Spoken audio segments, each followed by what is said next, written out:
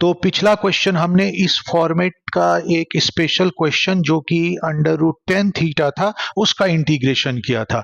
अब इस क्वेश्चन के भाई का भी इंटीग्रेशन करेंगे, इसका भाई अंडर रूट कॉट थीटा का इंटीग्रेशन, जो कि बिल्कुल इसी तरह से होगा। तो देखो क्वेश्चन मैंने यहां लिख दिया है, अंडर रूट कॉट एक्स का इंटीग्रेशन एक्स के रिस्पेक्ट में करना है।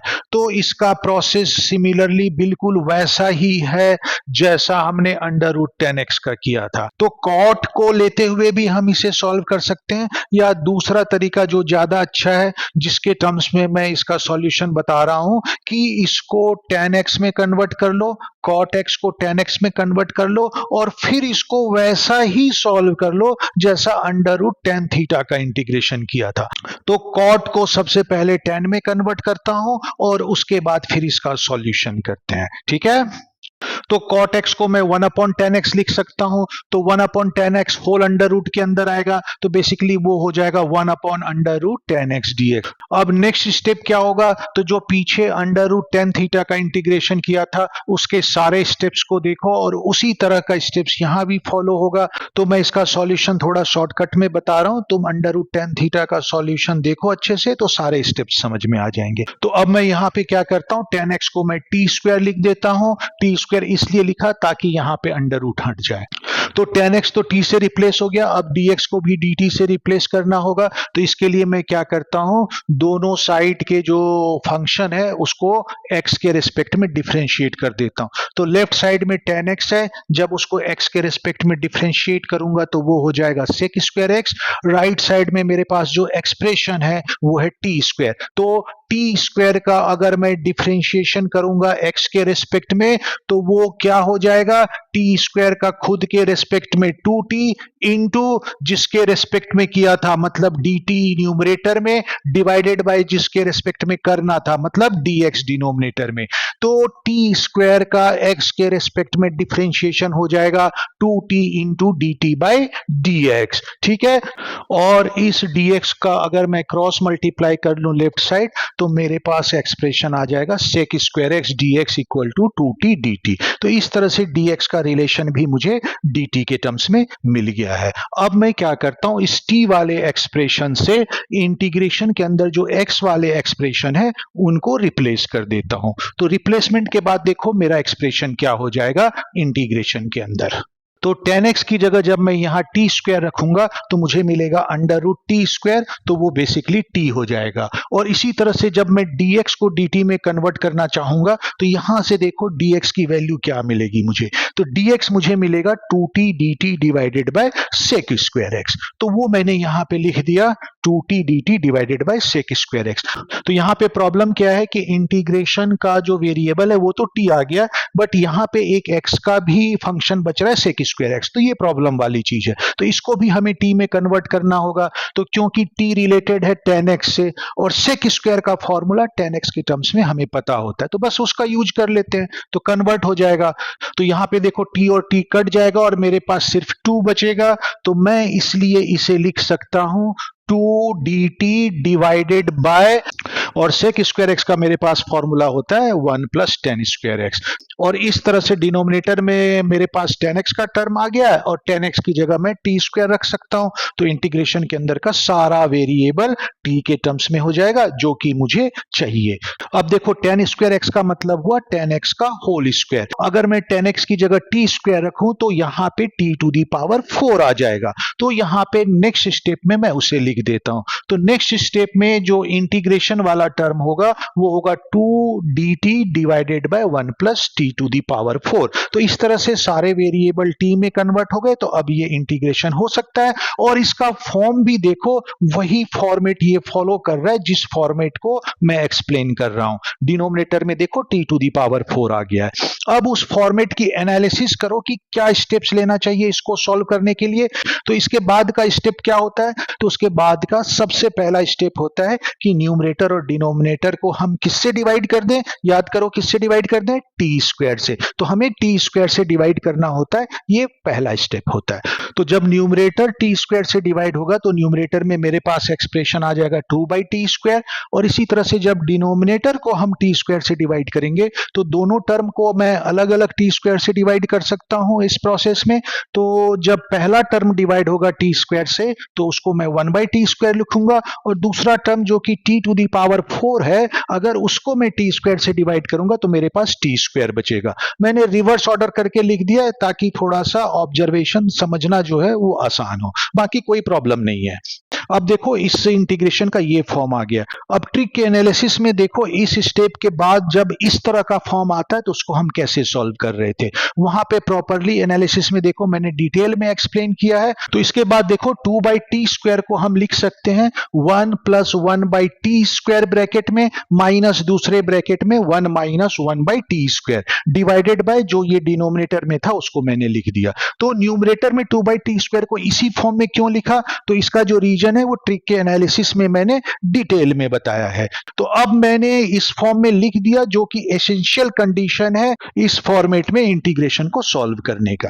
ठीक है, अब उसके बाद देखो ट्रिक के एनालिसिस में हमने क्या किया था, उसके बाद हमने इसको दो पार्ट में सेपरेट कर दिया था। एक पार्ट में ये वाला टर्म रहेगा, दूसरे पार्ट में ये वाला टर्म रहेगा, अलग अलग दोनों पार्ट का इंटीग्रेशन हमने लिख दिया था। ठीक है, तो इस तरह से मैंने दोनों पार्ट का अलग अलग इंटीग्रेशन लिख दिया है। अब देखो इस इंटीग्रेशन को देखने के बाद तुम्हारे दिमाग में बत्ती जल रही है, कुछ थॉट प्रोसेस आ रहा है कि ये कैसे इंटीग्रेशन होगा। देखो ये इंटीग्रेशन का एग्जैक्ट फॉर्म आ रहा है जो मैंने ट्रिक के एनालिसिस में बताया था। तो इसलिए फॉर्म को अच्छे से पढ़ के अगर तुम याद रखोगे तो कहीं भी किसी भी क्वेश्चन के पार्ट में अगर ये वाला एक्सप्रेशन आएगा तो तुम तुरंत इसे सॉल्व कर लोगे, और नहीं तो फंस जाओगे, सोचते रहोगे कि ये कैसे करेंगे। तो इसलिए तुम्हें याद भी रहना चाहिए, समझ भी लो अच्छे से और उसे याद भी रख लो। ठीक है, समझ लोगे तो याद रखना आसान होगा।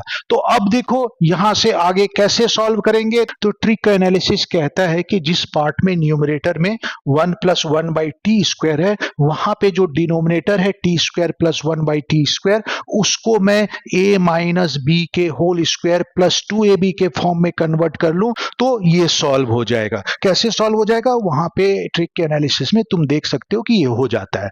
तो न्यूमरेटर के जिस पार्ट पे 1 + 1/t² होगा, वहां डिनोमिनेटर में जो t² + 1/t² है उसको t - 1/t का होल स्क्वायर प्लस 2। तो ये पहले पार्ट का एक्सप्रेशन आ गया। अब दूसरे पार्ट को कंसीडर करो। तो ट्रिक का एनालिसिस कहता है कि जिस पार्ट में 1 - 1/t का स्क्वायर है, वहां पे जो डिनोमिनेटर है उसमें a + b का होल स्क्वायर माइनस 2ab का फॉर्म लगा दो। तो यहां पे देखो जो डिनोमिनेटर क्या हो जाएगा, अगर वो फॉर्म लगाओ तो डिनोमिनेटर हो जाएगा t + 1/2 का होल स्क्वायर माइनस 2। इस तरह से ये फॉर्म आ गया। अब आगे इसमें क्या प्रोसेस है, तो ट्रिक का एनालिसिस कहता है कि अब ये सब्स्टिट्यूशन मेथड से सॉल्व हो सकता है, तो हम इसे कर लेते हैं सॉल्व। अब देखो इसके आगे का स्टेप क्या होगा। तो सब्स्टिट्यूशन प्रोसेस का हम मेथड फॉलो करते हैं। ब्रैकेट के अंदर जो एक्सप्रेशन t - 1/t है उसको मैं कोई नया वेरिएबल y रख देता हूं। तो t के सारे एक्सप्रेशन को मुझे y में कन्वर्ट करना होगा। तो अब मैं क्या करता हूं, दोनों साइड के एक्सप्रेशन को t के रेस्पेक्ट में डिफरेंशिएट कर देता हूं। तो t का डिफरेंशिएशन 1 हुआ और 1/t का डिफरेंशिएशन -1/t² होगा। तो माइनस माइनस यहां से प्लस में आ जाएगा, तो मुझे मिलेगा +1/t²। और राइट साइड में y को जब t के रेस्पेक्ट में डिफरेंशिएट करूंगा तो मुझे मिलेगा dy/dt। और dt को अगर मैं लेफ्ट साइड में क्रॉस मल्टीप्लाई कर लूं तो मेरे पास एक्सप्रेशन आ जाएगा 1 + 1/t² dt = dy। तो इस तरह से dt जो है dy में कन्वर्ट हो चुका है। अब मैं इंटीग्रेशन के अंदर जो t वाला एक्सप्रेशन है उसको y वाले एक्सप्रेशन से रिप्लेस कर देता हूं। तो 1 + 1/t² dt को मैं dy लिख सकता हूं। t - 1/t को जब मैंने y रखा तो डिनोमिनेटर में मेरे पास आ गया y² और ये +2। तो 2 तो एक कांस्टेंट है और इस 2 को मैं √2 का होल स्क्वायर लिख सकता हूं। तो मेरे पास एक्सप्रेशन आ जाएगा dy/y² प्लस √2 का होल स्क्वायर। और देखो ये जो है इंटीग्रेशन के स्पेशल फॉर्मूले का फॉर्म है, इसका हमें फॉर्मूला पता होता है। तो यहां तो ये इंटीग्रेट हो जाएगा। तो ये इंटीग्रेशन का कौन सा फॉर्म है, 1/x² प्लस a² का फॉर्म है। तो जल्दी से बताओ इस एक्सप्रेशन का इंटीग्रेशन क्या होता है, क्योंकि अब तो तुम्हें याद हो जाना चाहिए। तो 1/x² प्लस a² का फॉर्मूला याद करो क्या होता है, और अगर याद नहीं है तो ध्यान से सुनो जो मैं बोल रहा हूं, इसी समय तुम्हारे माइंड में ये छप जाना चाहिए फॉर्मूला। तो इसका फॉर्मूला होता है 1/x² + a² का 1/a tan inverse x by a। ठीक है, तो जब ये फॉर्मूला मैं यहां पे अप्लाई करूंगा तो मेरे पास इंटीग्रेशन आ जाएगा 1/√2 tan inverse y by √2 + c1। तो ये इसका इंटीग्रेशन का टर्म आ गया, लेकिन यहाँ पे वेरिएबल y है, जबकि मुझे जो है एक्चुअल में वेरिएबल जो क्वेश्चन का x है तो उस फॉर्म में लाना है, लेकिन y रिलेटेड है t से, तो सबसे पहले मैं इसका t वाला एक्सप्रेशन डाल देता हूं और फिर t की जगह पे x वाला एक्सप्रेशन डाल देता हूं, क्योंकि t जो है x से रिलेटेड है। ठीक है, अब देखो y की जगह पे मैंने उसका t से रिलेटेड एक्सप्रेशन डाल दिया, तो वो है t-1/t।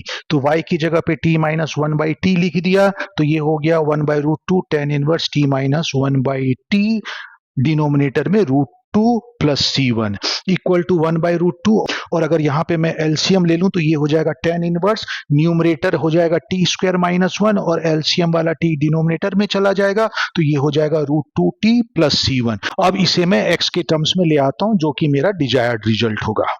अब देखो यहाँ पे t² tan x के इक्वल है, इसका मतलब t जो है √tan x के इक्वल है, तो वो वैल्यू मैं यहाँ पे रिप्लेस कर देता हूँ। तो t² की जगह पे tan x आ जाएगा, तो वो मैंने tan x रख दिया।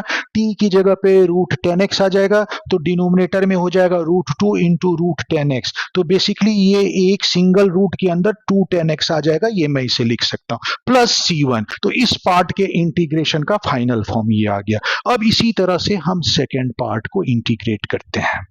तो ये माइनस साइन को मैं कंसीडर नहीं कर रहा हूं, इस सेकंड पार्ट का बस मैं इंटीग्रेशन कर रहा हूं। तो इस सेकंड पार्ट में भी अगेन देखो सब्स्टिट्यूशन मेथड ही फॉलो होगा, क्योंकि ट्रिक का एनालिसिस कहता है कि ब्रैकेट के अंदर जो ये एक्सप्रेशन है उसका न्यूमरेटर में डिफरेंशिएशन प्रेजेंट है। तो मैं क्या करता हूं, ब्रैकेट के अंदर जो एक्सप्रेशन है t + 1/t, इसको मैंने z ले लिया।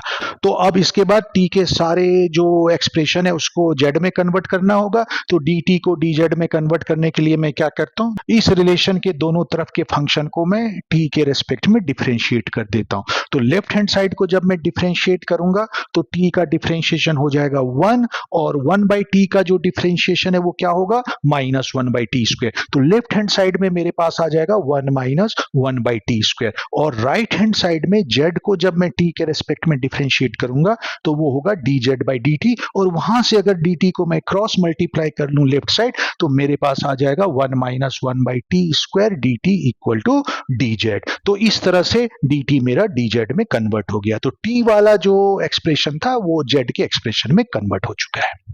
तो जैसे ही t के एक्सप्रेशन को मैं z से रिप्लेस करता हूं तो क्या हो जाएगा, 1 - 1/t² dt को मैं dz लिख सकता हूं। t + 1/t को अगर मैं z से रिप्लेस कर दूं तो डिनोमिनेटर में z² हो जाएगा -2। तो इस तरह से मेरे पास अब z के टर्म्स में एक्सप्रेशन आ जाएगा dz/z² -2। और क्योंकि 2 एक कांस्टेंट है तो इसको मैं √2 का होल स्क्वायर भी लिख सकता हूं। तो मैं इसे लिख देता हूं √2 का होल स्क्वायर। तो मेरे पास इंटीग्रेशन का एक्सप्रेशन आ जाएगा dz/z² -√2 का होल स्क्वायर। ठीक है, अब देखो अगेन ध्यान से इसे ऑब्जर्व करो, ये फॉर्मूले का फॉर्म बन रहा है कि नहीं बन रहा है। देखो पीछे तुमने पढ़ा था कौन सा फॉर्मूले का फॉर्म बन रहा है, ये स्पेशल फॉर्म है इंटीग्रेशन का, इंटीग्रेशन के स्पेशल फॉर्मूले का फॉर्म है, और वो क्या है, 1/x² - a²। तो इसमें इस फॉर्म के इंटीग्रेशन का फॉर्मूला लग जाएगा। और बताओ क्या होता है फॉर्मूला, याद होना चाहिए, और नहीं तो ध्यान से सुनो, एक ही बार में तुम्हारे माइंड में बिल्कुल एकदम से छप जाना चाहिए। तो 1/x² - a² का जो फॉर्मूला होता है वो होता है 1/2a log x - a x + a। तो फॉर्मूला अप्लाई करने के बाद मुझे जो इंटीग्रेशन का फॉर्म मिल जाएगा वो होगा 1/2√2 log मॉड के अंदर z -√2 divided by z +√2 plus c2, जहां पे c2 एक कांस्टेंट है। तो इस तरह से ये इसके इंटीग्रेशन का फॉर्म आ गया। अब अगेन जैसे मैंने यहाँ पे प्रोसेस किया था वही प्रोसेस यहाँ करूंगा। तो z है t वेरिएबल से रिलेटेड, तो z की जगह पे t का एक्सप्रेशन डाल दूंगा। तो z है मेरा t + 1/t, तो यहाँ पे वो मैं पुट कर देता हूं। तो पुट करने के बाद मुझे एक्सप्रेशन मिलेगा 1/2√2 लॉग मॉड के अंदर न्यूमरेटर में t प्लस 1/t माइनस √2 और डिनोमिनेटर में t plus 1/t plus √2 plus c2। अब इसे मैं फर्दर सॉल्व करता हूं कि अगर न्यूमरेटर डिनोमिनेटर में एलसीएम ले लूं तो ये और सॉल्व हो जाएगा। तो देखो सॉल्व होके क्या आएगा, तो एलसीएम लेके इसे सिंप्लीफाई करूं तो इसके बाद मेरे पास एक्सप्रेशन आ जाएगा 1/2√2 लॉग और मॉड के अंदर न्यूमरेटर में आएगा t² plus 1 minus √2t divided by denominator में आएगा t² प्लस 1 प्लस √2t और प्लस c2 जो कि एक कांस्टेंट है। तो ये इसका एक्सप्रेशन आ गया। मुझे x के टर्म्स में एक्सप्रेशन चाहिए तो अब t की जगह पे उसका इक्विवेलेंट x का एक्सप्रेशन डाल दूंगा। तो t का जो इक्विवेलेंट x का एक्सप्रेशन है वो है √10x, तो वो मैं यहाँ पे रिप्लेस कर देता हूँ। तो जब मैंने t की जगह √10x पुट कर दिया तो फाइनल इसका इंटीग्रेशन का एक्सप्रेशन आ गया 1/2√2 लॉग t² की जगह 10x हो जाएगा प्लस 1 माइनस √2 और t की जगह मैंने √10x रखा तो दोनों रूट के अंदर है तो इनके मल्टीप्लिकेशन को हम एक सिंगल रूट के अंदर लेके दोनों का प्रोडक्ट लिख सकते हैं। तो ये दोनों हो जाएगा √210x। इसी तरह से डिनोमिनेटर में भी t² की जगह मैंने 10x रख दिया प्लस 1 और जो यहाँ पे था √2t, तो t की जगह जैसी मैं √10x रखूंगा तो दोनों को मल्टीप्लाई करके मैं लिख सकता हूं सिंगल रूट के अंदर 210x और प्लस c2। तो इस तरह से ये इसके इंटीग्रेशन का फॉर्म आ गया। तो इसका इंटीग्रेशन ये होगा।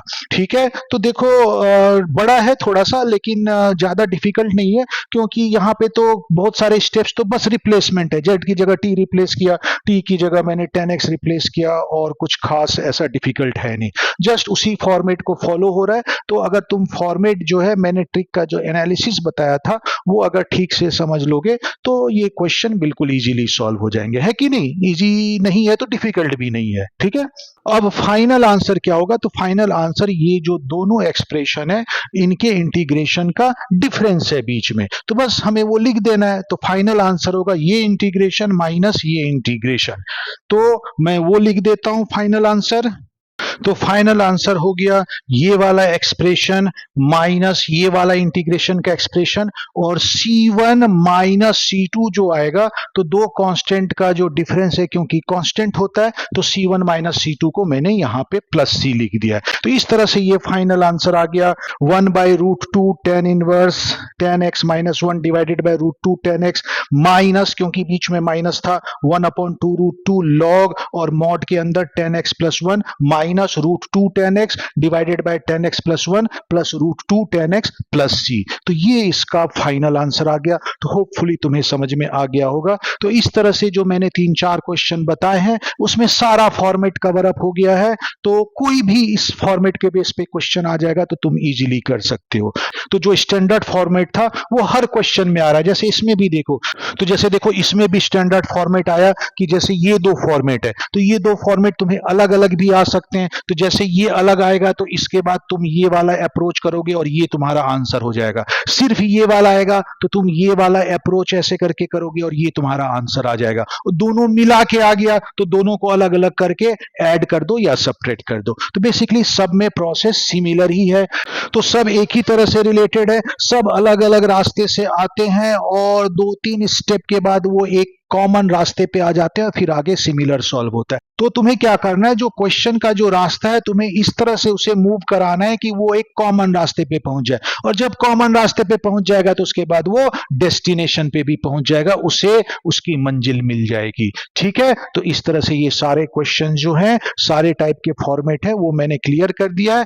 अब मैं कुछ क्वेश्चंस और बताऊंगा, तो उन क्वेश्चंस को मैं पूरा सॉल्व नहीं करूंगा बल्कि उनके लिए ऐसा रास्ता खोजूंगा कि जो उनको लेके उस कॉमन रास्ते तक ले आए, और जब कॉमन रास्ते पे आ जाएगा मतलब इस फॉर्मेट में आ जाएगा तब तो वो सॉल्व ही हो जाएगा। तो उन क्वेश्चंस को मैं इस फॉर्मेट तक लाके फिर छोड़ दूंगा। ठीक है, तो ये तुम अच्छी तरह से समझ लो। फिर आगे के क्वेश्चन जो है 3-4 क्वेश्चन है वो तुम खुद सॉल्व करना, मैं 2-3 स्टेप करने के बाद उन्हें छोड़ दूंगा। ठीक है, तो इस फॉर्मेट पे जो पहला इंपॉर्टेंट क्वेश्चन है उसको मैं पहले भी डिस्कस कर चुका हूं। इसका सॉल्यूशन एक और स्पेशल फॉर्म से हो सकता है जिसमें हमने sin 2x मैट्रिक्स में ट्रिक यूज किया था, तो उस मेथड से भी इसको हम सॉल्व कर सकते हैं और इसके अलावा इस फॉर्मेट में भी कन्वर्ट करके इसे सॉल्व कर सकते हैं।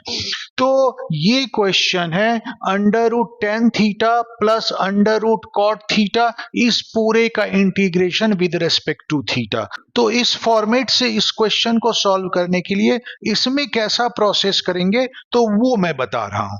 तो सबसे पहले हम देखते हैं कि यहां पे अंडर रूट टेन थीटा है plus under root cot theta है। तो इस फॉर्मेट पे हमने अंडर रूट टेन थीटा का अलग से इंटीग्रेशन किया है और अंडर रूट कॉट थीटा का भी अलग से इंटीग्रेशन किया है। तो वो भी एक प्रोसेस हो सकता है कि इसको अलग अलग दोनों टर्म को इंटीग्रेशन में लिख दो, अंडर रूट टेन थीटा का इंटीग्रेशन और अंडर रूट कॉट थीटा का इंटीग्रेशन, और दोनों का अलग अलग इंटीग्रेशन कर दो, क्योंकि वो तो पहले भी मैं बता ही चुका हूं, तो इजीली उसे कर दोगे। लेकिन उस प्रोसेस में क्या होगा, क्वेश्चन बहुत बड़ा हो जाएगा, जबकि ये उतना बड़ा है नहीं, इसको बहुत छोटे में सॉल्व किया जा सकता है। तो बहुत छोटे में अगर करना हो, सिंपल वे में करना हो, तो फिर हम इसमें क्या प्रोसेस यूज करें। तो देखो सिंपल सा प्रोसेस यूज कर सकते हैं कि अंडर रूट कॉट थीटा को तो हम टेन थीटा के फॉर्म में ला सकते हैं, क्योंकि कॉट और टेन का तो रिलेशन होता है ना। क्या रिलेशन होता है, कॉट थीटा को हम 1/10 थीटा लिख सकते हैं, तो under root cot theta 1/√10 theta हो जाएगा। फिर हम एलसीएम ले लें तो हमारे पास सिर्फ टेन थीटा वाला टर्म आएगा, तो हमें दो बार इंटीग्रेशन नहीं करना पड़ेगा, टेन थीटा वाला ही सिर्फ टर्म आएगा। तो जैसे अंडर रूट टेन थीटा को हमने सॉल्व किया था, इसको भी उसी प्रोसेस से सॉल्व कर लेंगे तो ये सॉल्व हो जाएगा। ठीक है, क्लियर है। तो जो ये है प्रोसेस का पहला स्टेप है कि इसको टेन थीटा के फॉर्म में ला सकते हैं हम, तो वो लेके आते हैं। तो ब्रैकेट के अंदर हो जाएगा under root tan theta plus under root cot theta जो है, तो ये बेसिकली हो जाएगा 1/√10 थीटा, इस फॉर्म में वो कन्वर्ट हो जाएगा। अब क्या करते हैं, हम एलसीएम ले लेते हैं। तो जैसे ही हम एलसीएम लेंगे तो एलसीएम आएगा अंडर रूट टेन थीटा, यहां पर डिनोमिनेटर 1 है, तो एलसीएम वाला ये टर्म बच रहा है, ये इसके न्यूमरेटर से मल्टीप्लाई हो जाएगा, तो under root tan theta into under root tan theta tan theta हो जाएगा, प्लस इसके डिनोमिनेटर में रूट टेन थीटा है और एलसीएम भी रूट टेन थीटा है, तो यहां पे बचेगा 1 इससे मल्टीप्लाई होगा तो +1 आ जाएगा। तो यहां पर तो मैंने सिर्फ एलसीएम लेके सॉल्व किया है, तो तुम जैसे भी एलसीएम लेके सॉल्व करते हो वैसा कर लो, अल्टीमेटली एक्सप्रेशन जो है यही आएगा। ठीक है, तो अब हम इसमें क्या करें, तो याद करो अंडर रूट टेन थीटा को हमने कैसे सॉल्व किया था। जैसे अंडर रूट टेन थीटा में हमने स्टेप्स लिए थे, यहां भी वही स्टेप्स होंगे। तो वहां पे सबसे पहले हमने कैसे किया था फॉर्मेट में लाने के लिए, तो हमने वहां किया था कि टेन थीटा को हम टी स्क्वायर ले लेते हैं और फिर जितने भी थीटा वाले एक्सप्रेशन है उसको टी के एक्सप्रेशन में कन्वर्ट कर देते हैं, तो वो फॉर्मेट में आ जाता है। तो यहां भी अभी भी वही प्रोसेस यूज करेंगे। ठीक है, तो सबसे पहले हम क्या करते हैं, टेन थीटा को एज्यूम करते हैं टी स्क्वायर। अब क्योंकि अगर टेन थीटा को टी में रखेंगे तो वेरिएबल टी आ जाएगा, तो अगर हमारा एक्सप्रेशन का वेरिएबल टी हो गया तो इंटीग्रेशन का वेरिएबल भी टी होना चाहिए, तो डी थीटा को हमें डी टी में रिप्लेस करना होगा। तो वो कैसे करते हैं, तो हमारा क्या प्रोसेस होता है, तो दोनों तरफ जो है डिफरेंशिएट कर दो विद रेस्पेक्ट टू थीटा। तो लेफ्ट साइड में टेन थीटा है, उसको थीटा के रेस्पेक्ट में डिफरेंशिएशन करेंगे तो वो आ जाएगा sec square theta. Tan theta का डिफरेंशिएशन होता है सेक स्क्वायर थीटा। और राइट साइड में टी स्क्वायर का डिफरेंशिएशन क्या होगा, तो क्योंकि यहां पे टी स्क्वायर का differentiation with respect to theta कर रहे हैं, एक वेरिएबल का differentiation with respect to another variable, तो फिर इसमें क्या प्रोसेस यूज होता है, चेन रूल का। टी स्क्वायर का टी के रेस्पेक्ट में डिफरेंशिएशन कर दो, तो टी स्क्वायर का टी के रेस्पेक्ट में डिफरेंशिएशन हो जाता है 2t इंटू फिर लिखते हैं dt बाई डी थीटा। तो डी थीटा अगर मैं क्रॉस मल्टीप्लाई करके लेफ्ट साइड में ले आओ तो डी थीटा इधर आ जाएगा, राइट साइड में मेरे पास बचेगा 2t dt। तो इस तरह से डिफरेंशिएशन करने के बाद जो है मेरे पास एक्सप्रेशन आ जाएगा sec square theta d theta equal to 2t dt। तो यहां से डी थीटा dt से रिलेटेड आ गया। अब इंटीग्रेशन में थीटा के टर्म्स में जो भी एक्सप्रेशन है उसे t के टर्म्स में रिप्लेस कर दो और फिर हमारा देखोगे कि ये फॉर्मेट आ जाता है। तो देखो टेन थीटा को मैंने टी स्क्वायर लिख दिया +1 divided by under root tan theta. तो अगर टेन थीटा टी स्क्वायर है तो अंडर रूट टेन थीटा जो होगा वो टी होगा, तो यहां पे मैंने डायरेक्ट टी लिख दिया। और डी थीटा को तुम देखो देखो यहां से क्या निकलेगा, तो जो डी थीटा होगा वो होगा 2t dt divided by sec square theta. तो 2t dt डिवाइडेड बाय ये सेक स्क्वायर थीटा हो गया। ठीक है, ये एक्सप्रेशन आ गया।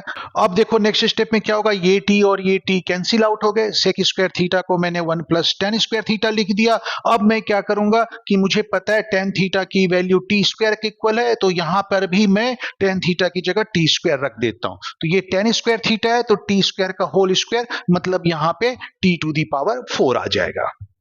तो अब ये एक्सप्रेशन बन जाएगा 2 ब्रैकेट में 1 plus t square divided by denominator में हो जाएगा 1 plus t to the power 4 dt। अब हमें इस एक्सप्रेशन का इंटीग्रेशन करना है जिसमें सारे टर्म टी में है। तो इस एक्सप्रेशन को ध्यान से देखो, ध्यान से ऑब्जर्व करो। क्या तुम्हें दिखाई दे रहा है कि ये हमारे फॉर्मेट का फॉर्म है? यस, ये हमारे फॉर्मेट का फॉर्म है। स्टार्टिंग में देखो जो फॉर्मेट बताया था ये बिल्कुल उसी फॉर्म में है। और अगर ये इस फॉर्म में है तो देखो इसको मैं सॉल्व करने का तरीका कैसे बताया था, ट्रिक में भी बताया था और इसके बेसिस पे हमने क्वेश्चन भी किए थे। तो बिल्कुल उस फॉर्मेट में है और उसको देखो, ट्रिक का एनालिसिस करो और जैसे ट्रिक में प्रोसेस किया है, जैसे हमने स्टेप्स का यूज किया है वही इसमें करना होगा।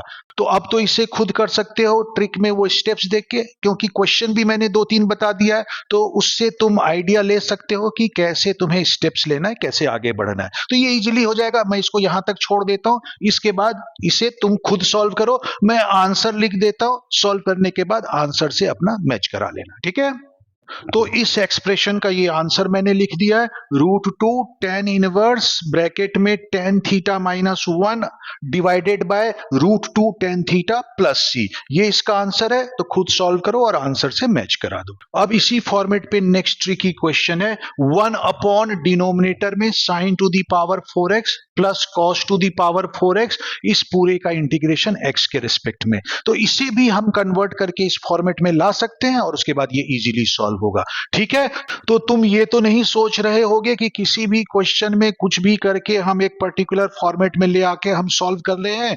तुम्हें ये कैसे पता चलेगा, तुम्हारे दिमाग में ये आइडिया कैसे आएगा कि इस क्वेश्चन को कैसे करना है? तो भाई किसी के दिमाग में हवा से उड़ के आइडिया नहीं आता है, अपने दिमाग को चलाना पड़ता है, अपने माइंड की एक्सरसाइज करनी पड़ती है सोचने की कि वो माइंड कैसे आइडिया में मैनिपुलेट करके उसमें से वो आइडिया निकाले जो इसमें वैलिड है। अपने आप पता नहीं चलता है, उसके लिए तुम्हें कंटिन्यूअस अपने माइंड की एक्सरसाइज करती रहनी पड़ेगी।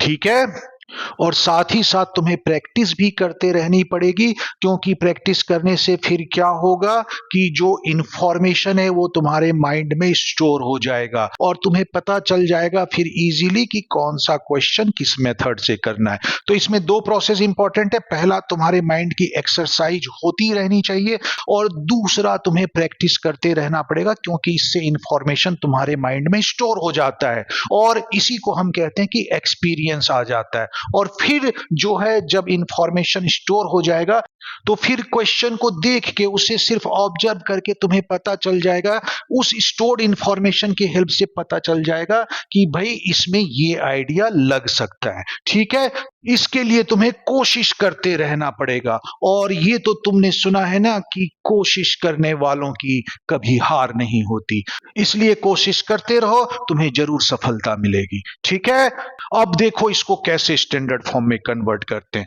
तो देखो इसमें क्या ट्रिक लगेगा, क्या आइडिया से हम स्टैंडर्ड फॉर्म में लाएंगे। तो देखो इसमें इंपॉर्टेंट चीज क्या है कि मैं cos to the power 4x से न्यूमरेटर और डिनोमिनेटर दोनों को डिवाइड करूंगा।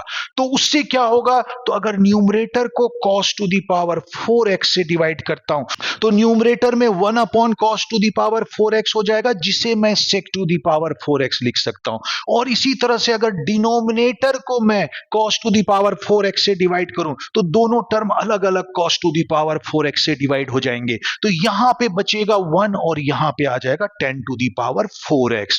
तो ऊपर में हो जाएगा sec to the power 4x और डिनोमिनेटर में हो जाएगा 1 plus 10 to the power 4x। ठीक है, तो ये जो 3-4 स्टेप्स मैं बता रहा हूं तुम्हें इसी तरह से सोचना है, तभी मैथ्स तुम्हारा स्ट्रांग होगा। स्टेप्स तुम्हें हवा में सोचना है, हवा में स्टेप्स सोच के तुम्हें उसे क्या करना है, एक कंक्लूजन तक लाना है, एक पर्टिकुलर फॉर्मेट तक लाना है। 3-4 स्टेप्स करने के बाद तुम्हें आइडिया आ जाना चाहिए, अच्छा मैं इस रास्ते से जाऊंगा तो फिर मुझे अपनी मंजिल मिल जाएगी, मुझसे क्वेश्चन सॉल्व हो जाएगा।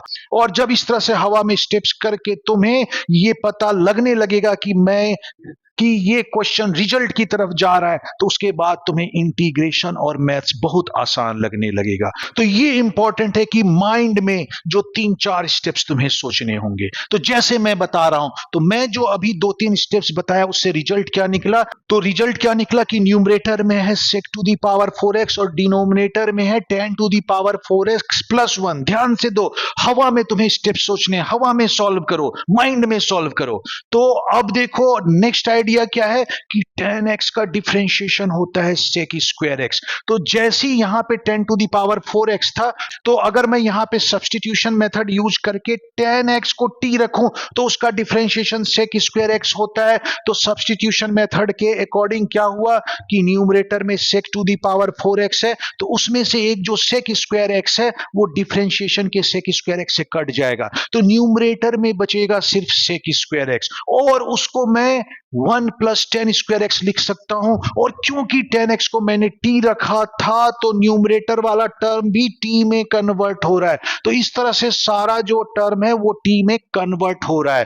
तो यहां तक कम से कम तुम अपने सोचने की हैबिट जनरेट करो। जब यहां तक तुम करने लगोगे तो उसके आगे के 1-2 स्टेप्स और सोच पाओगे, तो तुम सीधा सीधा फाइनल रिजल्ट इंटीग्रेशन के फॉर्मेट तक पहुंच जाओगे, और फिर तो बस फॉर्मूला लगाना है। तो ये एबिलिटी तुम्हें अपने माइंड में जनरेट करनी होगी अगर तुम्हें मैथ्स में कंफर्टेबल होना है और आसान होना है। तो ठीक है, ये प्रोसेस डिफिकल्ट तो है, लेकिन कोशिश तो करनी पड़ेगी, तभी पॉसिबिलिटी है इसकी। नहीं करोगे तो नहीं ही होगा, लेकिन अगर कोशिश करोगे तो एक चांस तो बनता है ना होने का। तो इसलिए कोशिश करो, कोशिश करने वालों की कभी हार नहीं होती।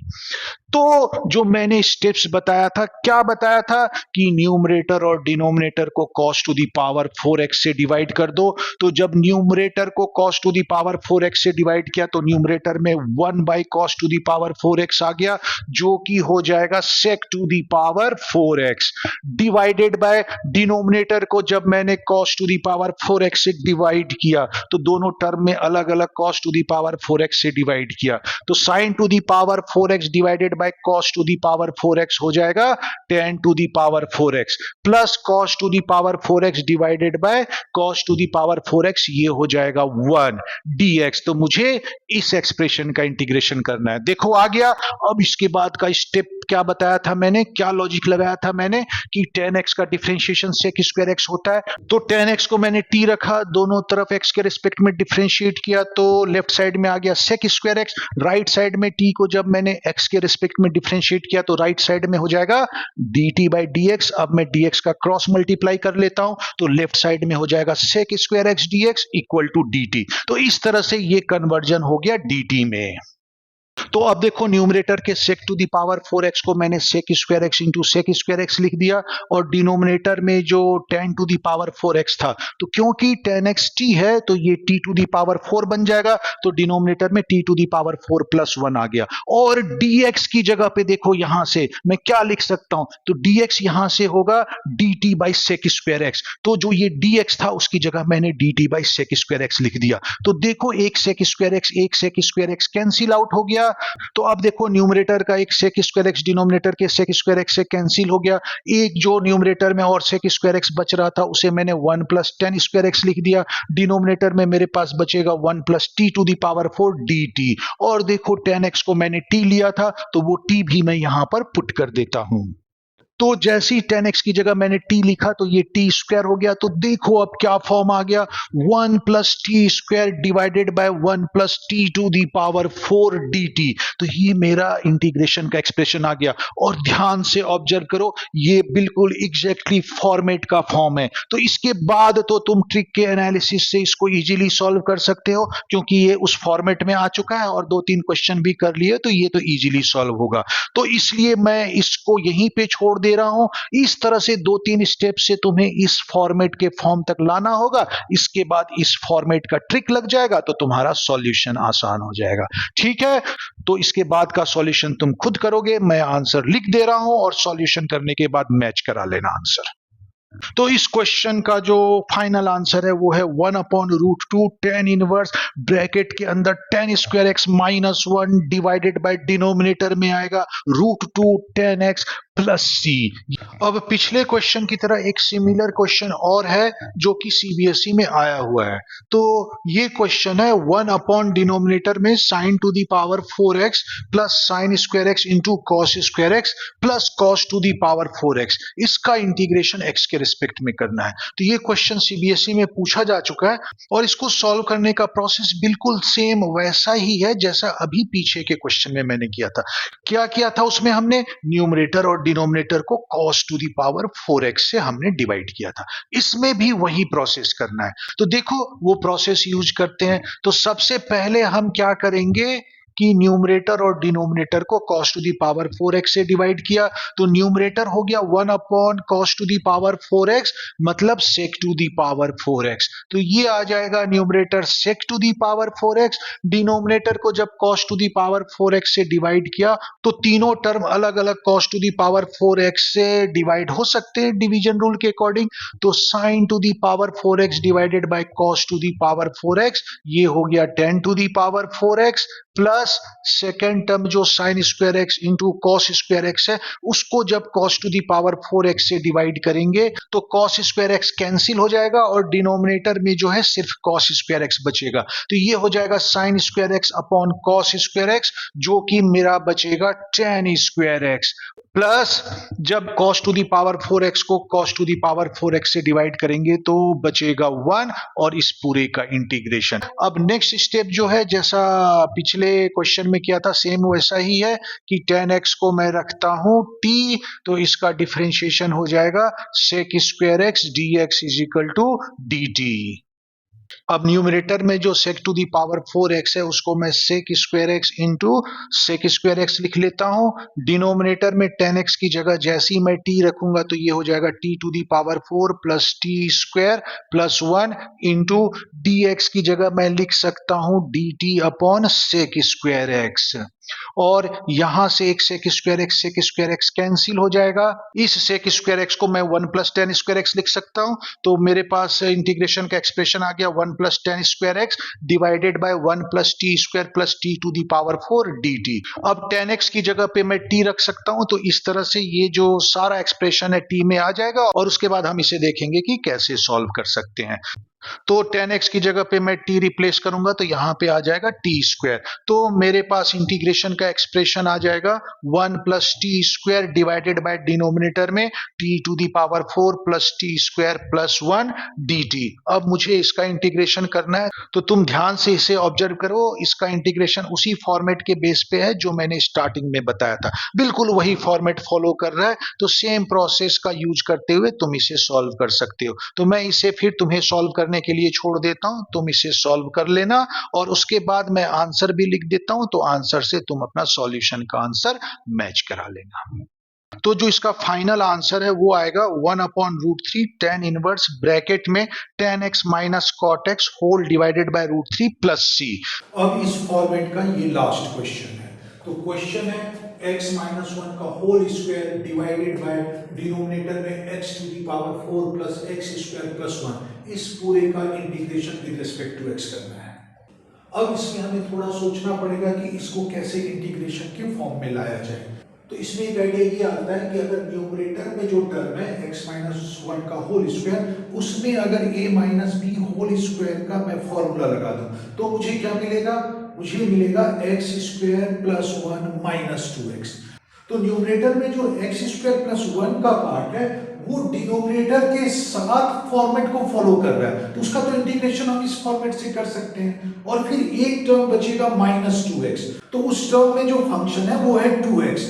और डिनोमिनेटर में हम देखते हैं कि ये x स्क्वायर का होल स्क्वायर है, ये भी x स्क्वायर है। मतलब डिनोमिनेटर में जो भी टर्म है x स्क्वायर की पावर में प्रेजेंट है और एक्स स्क्वायर का डिफरेंशिएशन होता है 2x जो कि न्यूमरेटर में प्रेजेंट होगा। तो सब्स्टिट्यूशन मेथड से वो दूसरा टर्म भी सॉल्व हो सकता है। तो इस तरह से अगर आगे के 2-3 स्टेप्स को माइंड में सोच के अगर तुम उसका एनालिसिस कर पा रहे हो तो तुम्हारा सॉल्यूशन बहुत आसान हो जाएगा, क्योंकि तब तुम्हें ये पता लग जाएगा कि इस मेथड से आगे जाने पे हमारा जो प्रोसेस है वो हमें सॉल्यूशन की तरफ ले जाता है कि नहीं।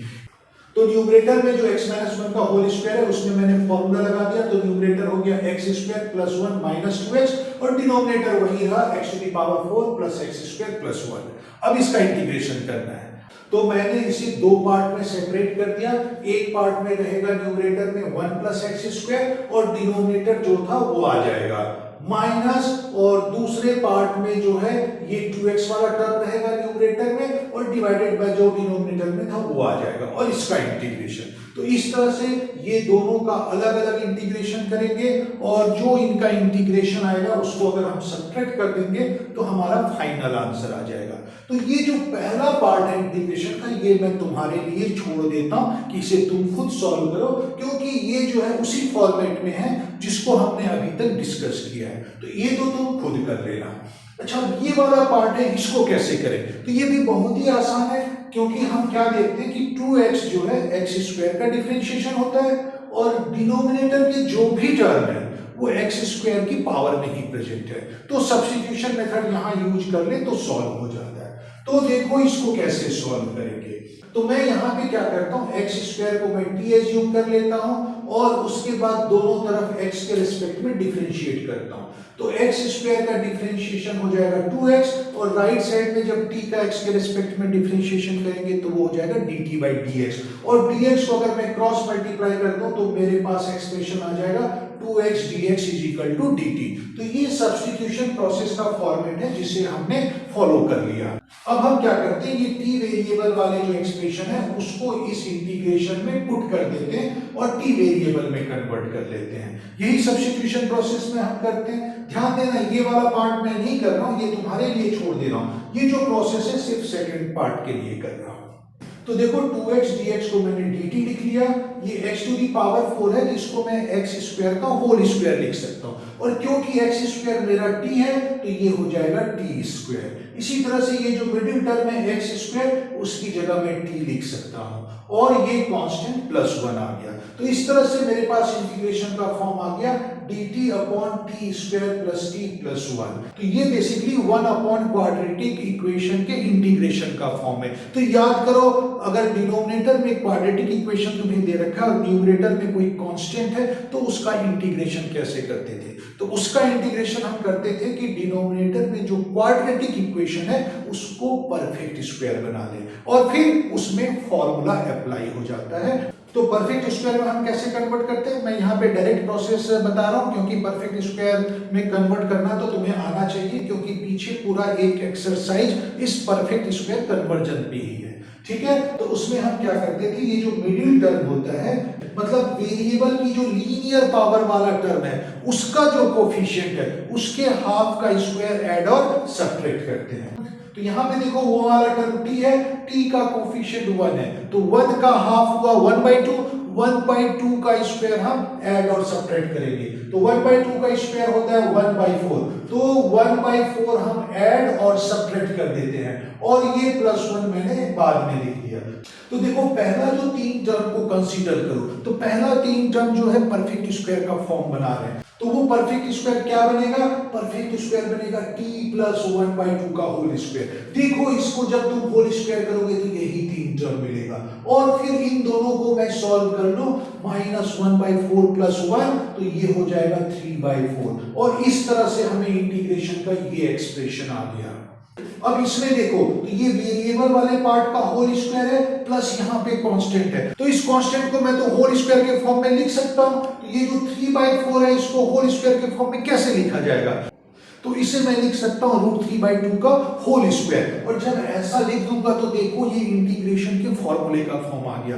तो फॉर्मूले की स्टैंडर्ड फॉर्म में लाने के लिए मैंने कांस्टेंट को √3/2 का होल स्क्वायर लिख दिया। अब इसमें हम फॉर्मूला लगा देते हैं, तो इसमें अगर फॉर्मूला लगा दिया जाए तो a यहाँ पर √3/2 है, तो फॉर्मूले के हिसाब से मेरे पास एक्सप्रेशन आ जाएगा 1/√3/2 into tan inverse t plus 1/2 divided by √3/2।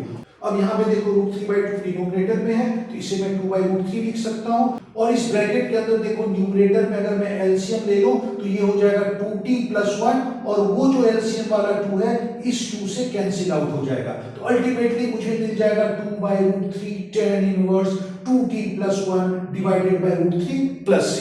LCM लेके तुम देख सकते हो कि यही एक्सप्रेशन आएगा। अब क्योंकि क्वेश्चन x वेरिएबल में तो आंसर भी x वेरिएबल में होना चाहिए, तो t की जगह उसका x वाला एक्सप्रेशन रख देता हूं, तो वो है x²। देखो यहाँ पे x² को ही मैंने t लिया था, तो इसका फाइनल आंसर आ जाएगा 2/√3 tan इनवर्स ब्रैकेट में न्यूमरेटर में 2x² plus 1 divided by √3 plus c। और पहला पार्ट को तो तुम्हें इस फॉर्मेट के बेसिस पे सॉल्व करना है, तो वो खुद करोगे, मैं इसका फाइनल आंसर लिख देता हूं। तो इसका आंसर है 1/√3 tan इनवर्स ब्रैकेट में x² minus 1 divided bye √3x minus 2/√3 tan inverse bracket में 2x² plus 1 divided by √3 plus c। तो तुम इसे पूरा सॉल्व करके देखना कि यही आंसर आ रहा है कि नहीं, आंसर अपना मैच करा लेना। तो इस तरह से इस फॉर्मेट में मैंने बहुत सारे क्वेश्चन बता दिए, तो ये फॉर्मेट का सारा एनालिसिस हमारा कंप्लीट हो गया है। तो इसे ठीक से समझ लो और बीच में बार बार इसे देखते रहना, तो तुम्हारा ये फॉर्मेट बिल्कुल क्लियर रहेगा, और इस फॉर्मेट के बेसिस पे अगर कोई भी क्वेश्चन आ जाता है तो तुम इजीली कर लो।